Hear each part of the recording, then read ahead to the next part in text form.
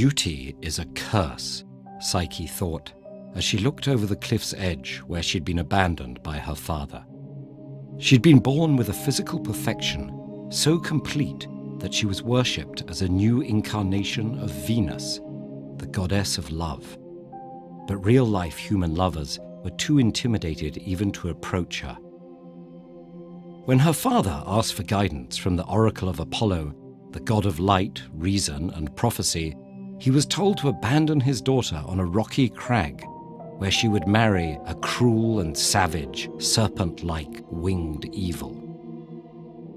Alone on the crag, Psyche felt Zephyr, the west wind, gently lifting her into the air. It set her down before a palace. "You are home," she heard an unseen voice say. "Your husband awaits you in the bedroom, if you dare to meet him." She was brave enough, Psyche told herself. The bedroom was so dark that she couldn't see her husband, but he didn't feel serpent-like at all. His skin was soft, and his voice and manner were gentle. She asked him who he was, but he told her this was the one question he could never answer. If she loved him, she would not need to know. His visits continued night after night. Before long, Psyche was pregnant. She rejoiced, but was also conflicted. How could she raise her baby with a man she'd never seen? That night, Psyche approached her sleeping husband, holding an oil lamp. What she found was the god Cupid, who set gods and humans lusting after each other with the pinpricks of his arrows. Psyche dropped her lamp, burning Cupid with hot oil. He said he'd been in love with Psyche ever since his jealous mother, Venus, asked him to embarrass the young woman by pricking her with an arrow. But taken with Psyche's beauty, Cupid used the arrow on himself. He didn't believe, however, that gods and humans could love as equals. Now that she knew his true form, their hopes for happiness were dashed. So he flew away.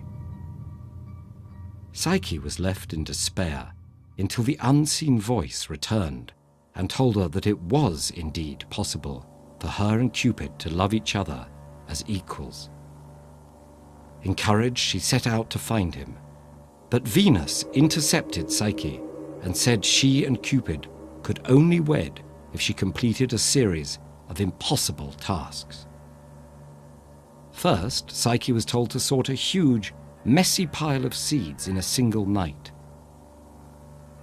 Just as she was abandoning hope, an ant colony took pity on her and helped with the work. Successfully passing the first trial, Psyche next had to bring Venus the fleece of the golden sheep, who had a reputation for disemboweling stray adventurers. But a river god showed her how to collect the fleece the sheep had snagged on briars, and she succeeded. Finally, Psyche had to travel to the underworld and convince Proserpina, queen of the dead, to put a drop of her beauty in a box for Venus. Once again, the unseen voice came to Psyche's aid. It told her to bring barley cakes for Cerberus, the guard dog to the underworld, and coins to pay the boatman Charon to ferry her across the river Styx. With her third and final task complete, Psyche returned to the land of the living. Just outside Venus's palace, she opened the box of Proserpina's beauty, hoping to keep some for herself.